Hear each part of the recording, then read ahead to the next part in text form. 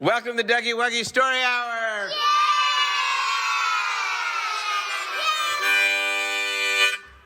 Coming to you today from Cole Arts Camp in Oakland, California. Give it up for Cole Arts Camp. Yay! If you would like to come to the camp, you can go to our website, www.coleartscamp.com. And if you haven't met me before, you can meet the guy behind all these funny stories that you're hearing on the podcast. So, yeah. Because I am a real person. I am not AI. And, yeah, I'm just Dougie Wuggy. Yeah. A.K.A. Doug Cole. A.K.A. Chicken Boy. Okay. Okay. I am not a chicken boy. Okay. Well, if you don't know what that's all about, you can listen to you can listen to The Witch in the Garage. That's another episode we have. So, this is not my story. This is a story that actually I heard someone tell. I was listening to the radio one day because I listen to shows where people come on and they tell stories.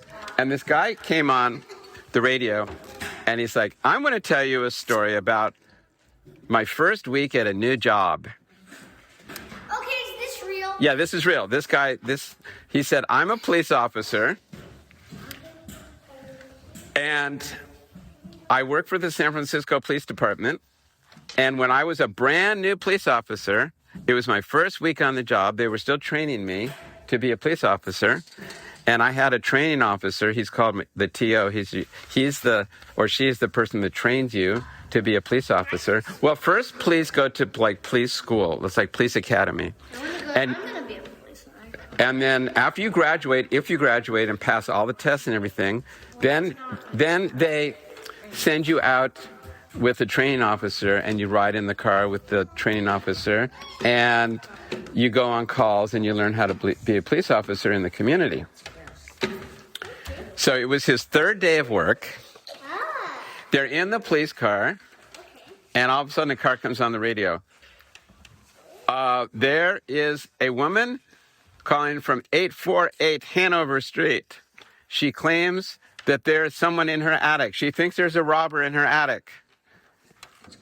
And then they say, car 24 responding, over and out. They turn on their siren. They turn on their lights. They get to the house. They ring the doorbell. Ding dong. This old lady comes to the door. There's a robber in my attic. There's someone in my attic. Okay, ma'am, we'll check it out. Show us where your attic is. So she takes them upstairs, and it's one of these houses that you have to pull down a ladder to get to the attic. It's like a retractable pull down ladder. You have one of those? Okay. No one else has. Okay. So the brand new police officer, he says, okay, I'll check it out. So he pulls the ladder down. He gets out his big, gigantic flashlight. If you know, police officers have these huge flashlights. This big? They're like a foot long, and you can also use it like a weapon, like a club. Like a bam if you need to bam somebody. Okay. So he climbs the ladder. Okay. He pushes open the little opening to the attic, and guess what comes out? What? Not a robber, but a squirrel. And the squirrel goes, stands up on its back legs, goes, freaks out the cop. He drops the ladder, drops the flashlight. It hits his partner in the nose. Breaks his partner's nose. Blood starts pouring out of his partner's nose. And the squirrel, instead of running back into the attic, it runs down the ladder and starts running around in the old lady's house. And she's like, there's a squirrel in my house! There's a squirrel in my house! And you're bleeding all over my carpet. Because the cop was blood was pouring out of his nose.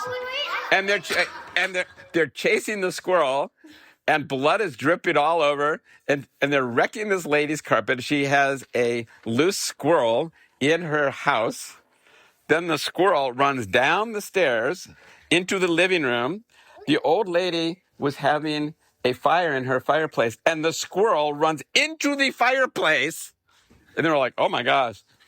And about 10 seconds later, the squirrel comes running out on fire. And they start singing, "This squirrel is on fire." This, no. This, no. Wait. No, that part didn't happen. No, but the squirrel did not sing it. They did not start singing "The Squirrel's on Fire." They were like, they're screaming like, "Ah, the squirrel's on fire." The squirrel runs under the couch, and then the couch starts catching on fire. So now the squirrel's on fire, the couch is on fire, and then the sprinklers come on. So then the sprinklers come on, and then the squirrel comes running out. The water from the sprinkler douses out the fire on the squirrel. They open the front door, and the squirrel goes running out into the yard and into the woods. And they never knew, like, did the squirrel survive or not survive? I think it did, because it was just like the tip of its hair was on fire. It'd be weird if. What if the squirrel was on fire? Let ran into the woods. Now the woods are on fire. This woods are on fire. No. Then it spreads this. This city's on fire. No, just kidding. This world is on fire. No. This universe is on fire. This couch is on fire. Yeah. Wait, I think I've heard this story before the last time I was here.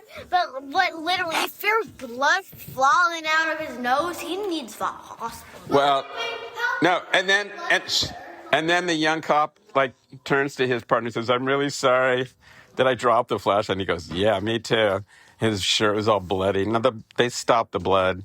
He probably did go to the hospital because he had a broken nose. Was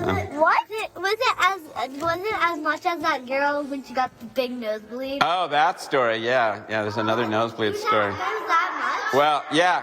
Anyway, the young police officer, when he got home, his wife said, "Honey, how was your first week at work?" And he goes, "Well, let me tell you, I dropped the flashlight and I broke my partner's nose. And a squirrel got on fire, and the couch got on fire. And yeah, so it was not a great day of work." And that is the story of This Squirrel is on Fire. All right, over and out from Dougie Wuggy and Cole Arts Camp. Give it up for the Dougie Wuggy story.